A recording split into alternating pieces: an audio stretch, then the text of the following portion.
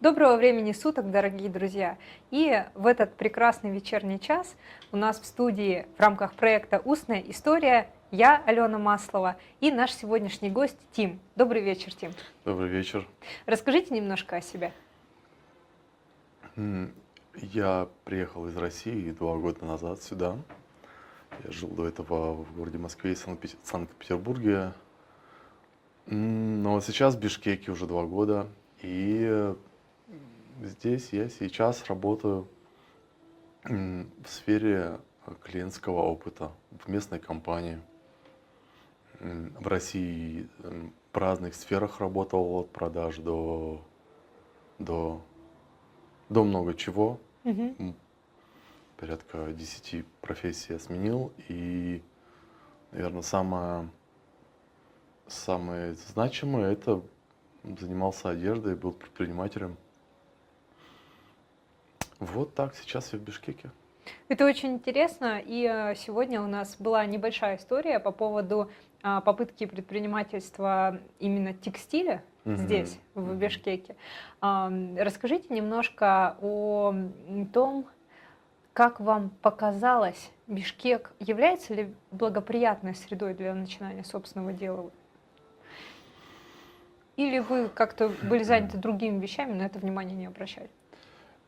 Я думаю, это благоприятная среда. Более того, настроение у населения довольно предпринимательские. То есть, наверное, для местного жителя это очень благоприятная среда. Для мигрантов не знаю, если честно. Наверное, хотя, может быть, тоже здесь очень, ну, наверное, в некоторых сферах конкуренция не сильно развита, и, возможно, приезжим будет легче в каком-то смысле, имея опыт там какой-нибудь, допустим, если он из столицы, ему проще будет. Я не слишком тихо говорю, нет? Нормально? Нет, отлично. И про текстильное предпринимательство здешняя среда, она, естественно, склоняет к этому, поскольку очень производства много. И мое хобби сейчас, у меня есть небольшой бренд одежды, и я, когда поступают заказы, я шью здесь, да, тоже. Здесь это очень, да, это удобно. Это очень интересно. Спасибо, что вы поделились.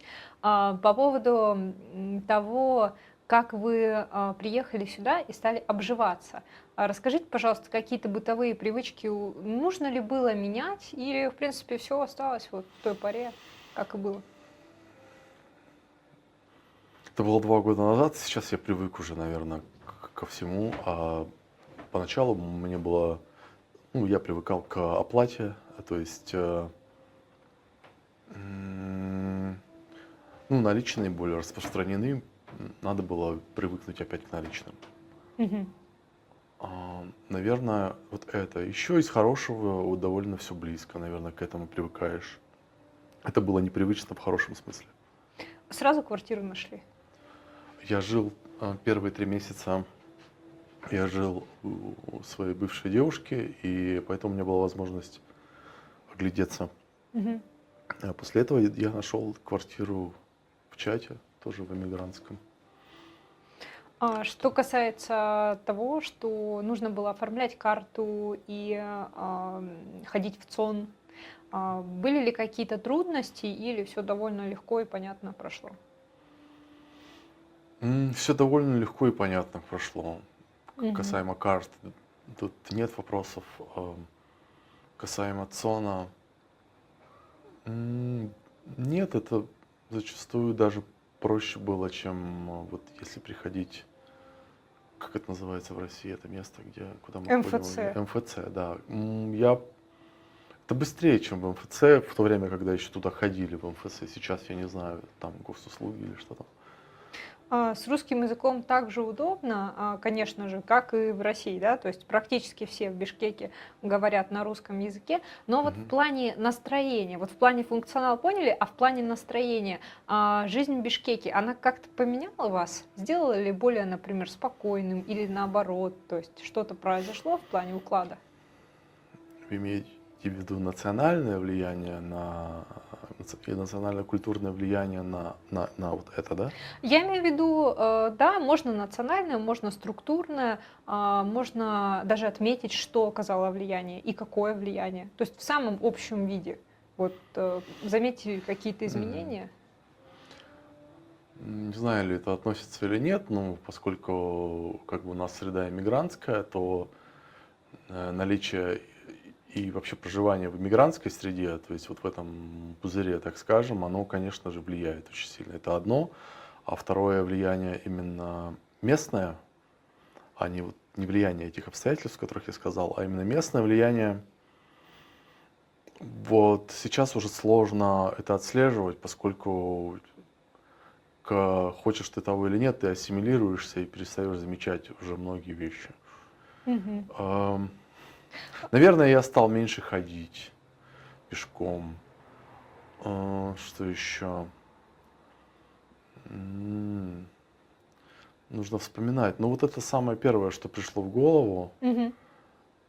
А, Наверное, менее критичен к различным неудобствам бытовым, наверное, стал. Мгм. И менее критичен к сервису. Допустим, если в России там были какие-то ожидания по сервису, то сейчас их нет, этих Вы ожиданий. Хорошо, спасибо. Вы говорите и говорили об иммигрантской среде. Когда вы сюда приехали и какое-то время вот здесь социализовались, вы действительно заметили что-то вроде того, что ты как бы во внутренней миграции находишься, да? То есть ты существуешь в этом пузыре? Мгм. Расскажите об этом немножко. Да, я недавно друзьям говорил, что преимущество эмиграции для меня лично состоит в том, что у меня никогда не было такого комьюнити в России и настолько плотного комьюнити. То есть это уже такая одна большая семья у нас. Ам, И да, это выглядит как одна очень большая семья в хорошем смысле. То есть у нас появились свои ритуалы, у нас появляются какие-то свои внутренние, ну да, вот ритуалы, их по-другому не Мгм. назовешь. И это очень как-то сближает, наверное.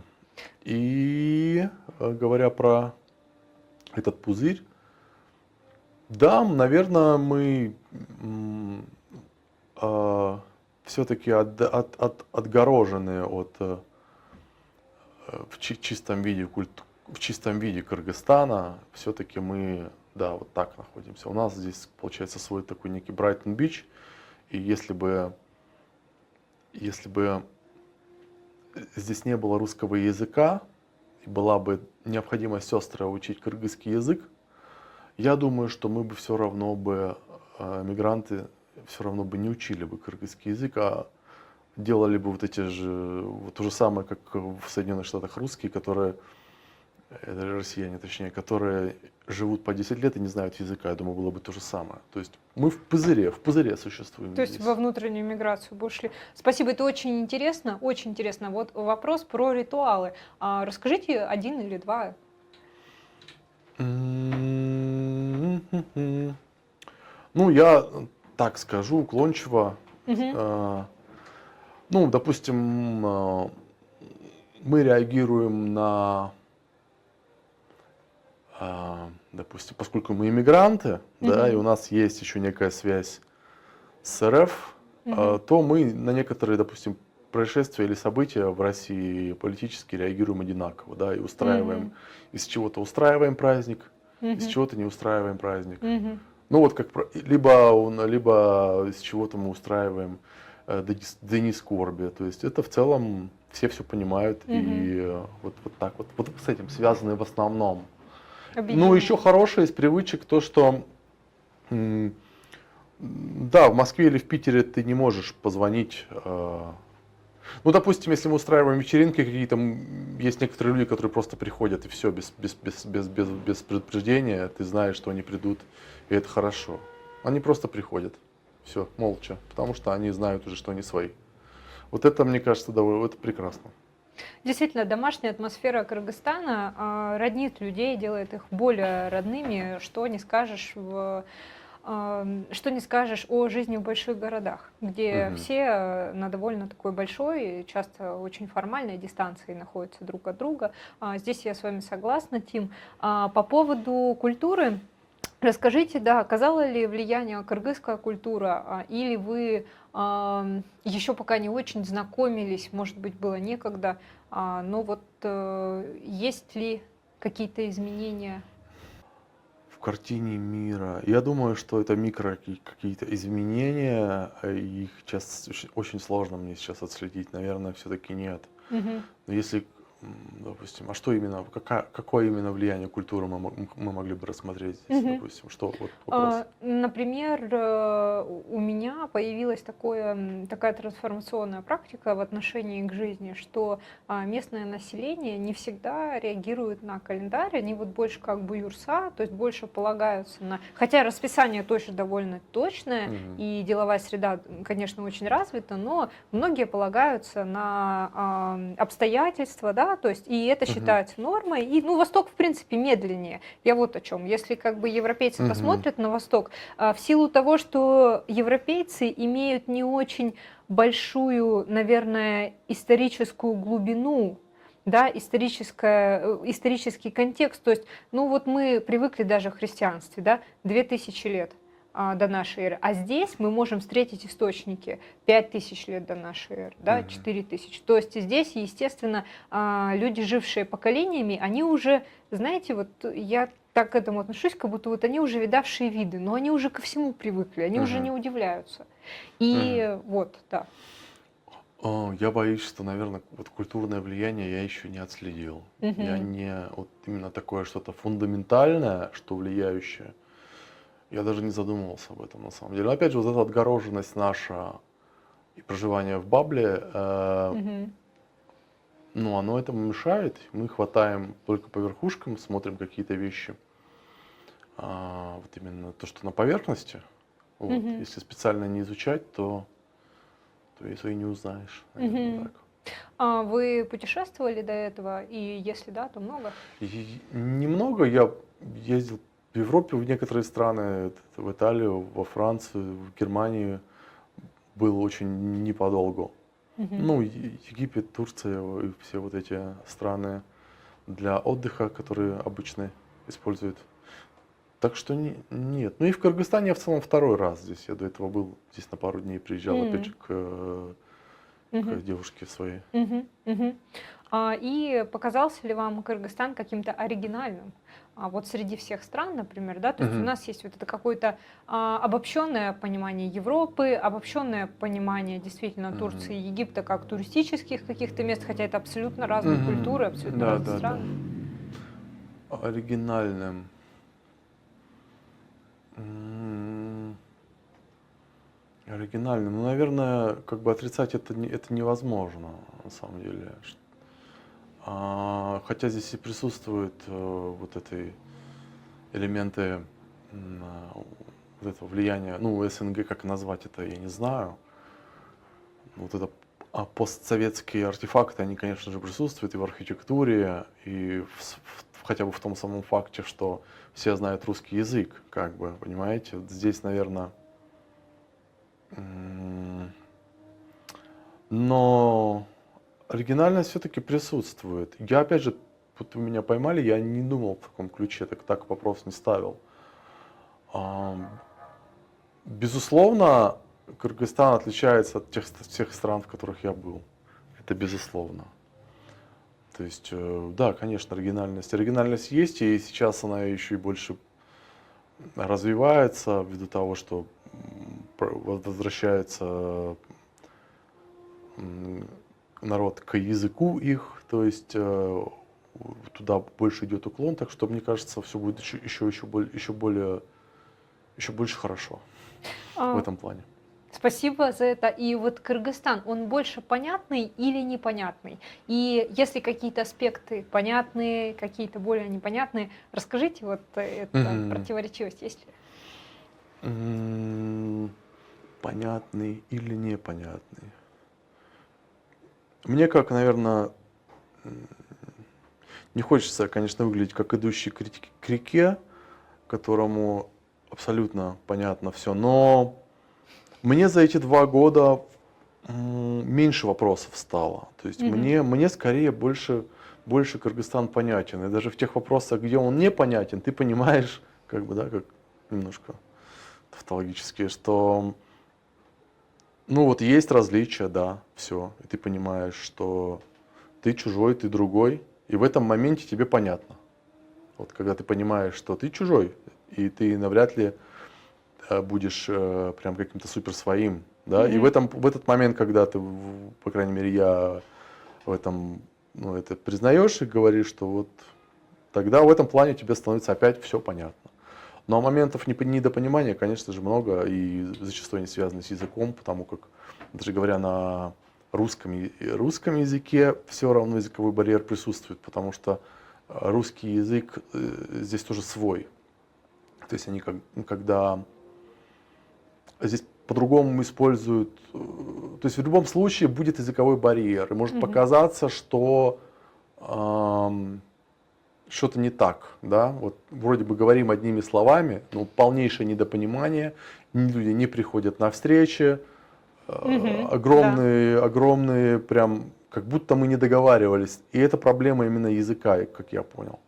То есть то, как мы его используем, в каких оборотах, тут, возможно, немного больше утилитарной и простоты какой-то в использовании, и тебя просто вот есть что-то в переводе теряется, да, трудности перевода имеются, и вот это главная вот обманка, можно обмануться в этом. Ты вроде как на русском, но по факту нет, это они перевели тебя по-другому. И вопрос был про понятность и непонятность. Куча всего, опять резюмирую, но если признать, что как бы ты здесь чужой человек, то тогда тебе станет понятнее и проще принять, и как бы и все окей, хорошо. Все. Культура действительно другая, и вот. Спасибо, вы нашли это очень тонкое различие, которое я тоже замечала, и очень классно, что вы его артикулировали. Спасибо за это, что это русский язык, но это два разных русских языка. Действительно, интерпретируются очень многие вещи, и образ человека даже создается, бывает, ложный, что связывается и на деловых взаимоотношениях, и на дружеских. Вот я совершенно с вами согласна. У меня здесь такой вопрос по поводу дружбы. Да? Вот мы сейчас проговорили, что дружеские взаимоотношения. Как вы думаете, стоит ли, не стоит ли, как вы думаете, нужно ли людям, которые хотят социализоваться здесь, в этой среде, стать чуть более своими, заводить местных друзей, или внутренняя миграция – это, в общем, довольно достаточное условие для того, чтобы существовать? Нужно ли людям, которые хотят социализоваться, заводить друзей из местных? Да. Я думаю, что, может быть, если меня спросили, то я бы сказал, наверное, не стоит сильно как-то пытаться социализоваться. Ну вот именно пытаться не стоит, оно само произойдет, и лучше не форсировать это дело. Но это не такая большая проблема общаться с кем-то из местных, то есть, опять же, язык позволяет. А вот станете ли вы друзьями или нет, вот этого, ну, опять же, это тоже нельзя усилить, это нельзя, как сказать, сделать по цели, да. То есть нельзя задаться целью стать друзьями и стать друзьями, такого может не получиться просто. Но возможности к социализации все здесь есть, и это в целом, как мне кажется, даже не вопрос. Это очень большая привилегия у нас здесь, у мигрантов кыргызских, что все знают русский язык. Это очень большая привилегия. И те, кто хотя бы в Турции даже живет, у них таких плюсов нет. Собственно, мой ответ, наверное, стараться не стоит, потому что оно само тебя найдет. Даже если ты пойдешь в бар в какой-нибудь, здесь нет этих, по крайней мере, на уровне тех мест, в которые мы ходим, там бары, да, я не говорю В социальных местах у вас не будет проблемы с социализацией. Вот так вот. Мгм. Социальные места, все нормально, все хорошо, без проблем. И моменты какие-то противоречий культурных, они возникают только, допустим, у меня возникали только когда там я работал в сфере обслуживания здесь местной компании, и я пропускал какой-то поток вот именно местных клиентов, и тут я увидел, что да, действительно мы разные, что меня воспринимают по-другому, и как бы я здесь белая ворона. Я впервые ощутил это здесь, поработав вот в местной компании, которая оказывает услуги населению. Я вижу, что есть проблема. Я понимаю, что я жил в пузыре, а как бы основное население, оно другое. Оно как бы и оно тебя не принимает, как правило, потому что ты на их земле, на их территории.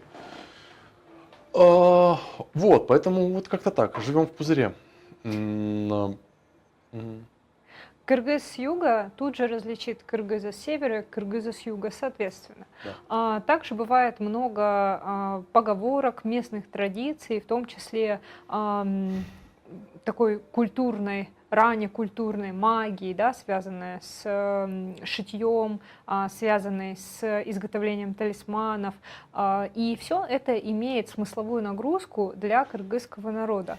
Как вы считаете, стоит ли немножко нам проникать вот именно в культурный язык, да, в культурный контекст этого народа, или те различия, которые мы не видим, а мне кажется, что мы не видим, например, разницу между кыргызами с юга и кыргызами с севера, по крайней мере, пока. Может ли нам это как-то помочь говорить на одном языке, или, в общем-то, нет такой цели? М. Я думаю, если есть желание, то стоит. Некоторые, мы живем в большом доме, и у нас разные и ребята из Германии живут, из Италии, то есть разных культур. Кому-то очень интересно понять вот это различие, и они вот копают глубже. Мгм. Вот наличие этого интереса, наличие этой потребности, оно основное. И ну, лично для меня пока такой цели нет. Мгм. Почему-то у меня нет желания разобраться. И действительно, может быть, потому что мне в целом-то понятно. Мгм. И я не вижу. Ну, это, опять же, это про меня, я Мгм. не в курсе. Но если интерес есть, да, можно разобраться, можно копать, разбираться. А, Все Вот. Либо индивидуально. если, да, либо есть проблема такая какая-то, которую нужно решить в коммуникациях. Но я думаю, просто временем нахождения здесь и оно все сглаживает углы. То есть просто нужно быть и все. Просто смотреть на часы, ждать, пока часики протикают еще пару лет, и станет чуть полегче. А так это, мне кажется, работает. Мгм. На ваш взгляд, вот если бы мы характеризовали россиян, жителей России, часто можно услышать такие эпитеты, как экспрессивные, щедрые, ам, уделяющие большое внимание внешнему виду. Мгм. Не всегда, да, то есть, но такие бывают тоже отзывы. М. И если бы мы характеризовали кыргызский народ, какие черты характерные для этого комьюнити вы бы выделили, которые, может быть, вас удивляют или кажутся приятными? Вот я бы, например, выделила гостеприимство. М. Безусловно, мне кажется, что... а, Мгм. М, Ну, я бы скромность выделил, особенно в соотношении если сравнивать мне кажется, момент скромности присутствует некий. То есть, да, вот скромность. Что еще? Какие-то штампы, если о каких-то штампах подумать. Опять же, мне кажется, будет правильным сравнивать с жителями Казахстана, наверное, да? мгм, Потому что россияне. М, м, м.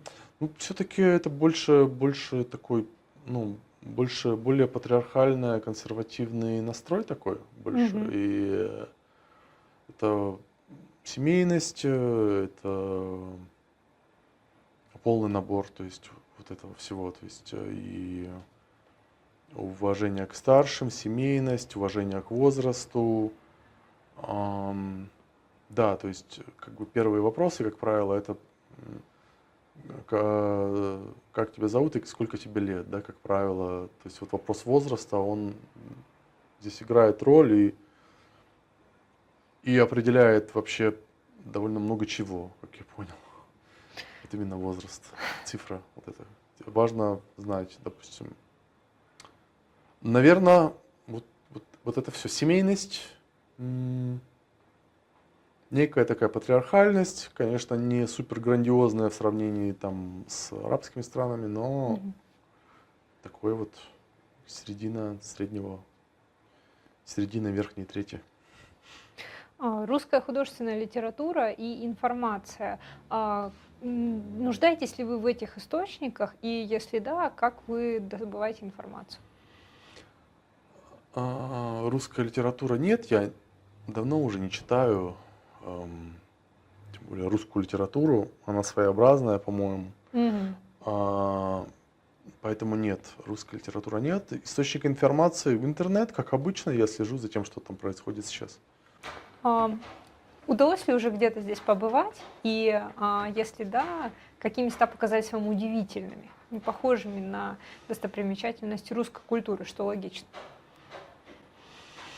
Боюсь, что нет, таких мест у меня не было. Я небольшой любитель природы, поэтому я не нашел удивительных мест здесь. И нет, для меня не было удивительных мест каких-то. Я городской житель. Мне нужно, чтобы был Starbucks и Wi-Fi. Вот этот вот, типа, обычный.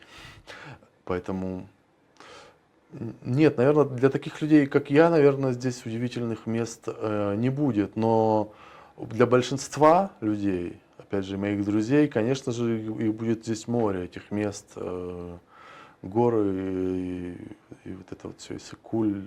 Да, многие специально за этим едут сюда в полном восторге. Но я вот среди них не особо, как бы вписываюсь. Вы жили в больших городах, в Санкт-Петербурге и в Москве, и сейчас, находясь территориально в Бишкеке, отмечаете ли вы какую-то, может быть, домашность этого города, да? Есть ли какие-то местечки городские, которые вам уже полюбились? Да, это, как правило, кофейни, которые возле моего дома. Да, действительно, есть места, которые... Да, это в основном кофейни, куда я хожу там каждую субботу. То есть в этом плане такой... Нет, у меня была такая же ритуальность в Москве, в Питере. Ну, да, есть. Это в основном кофешопы. Да. Спасибо, дорогие друзья. И у нас в студии сегодня Тим. Мы завершаем наше интервью. И с вами Алена Маслова в рамках проекта «Устная история». Спасибо, Тим. Всего доброго. Пожалуйста, спасибо вам.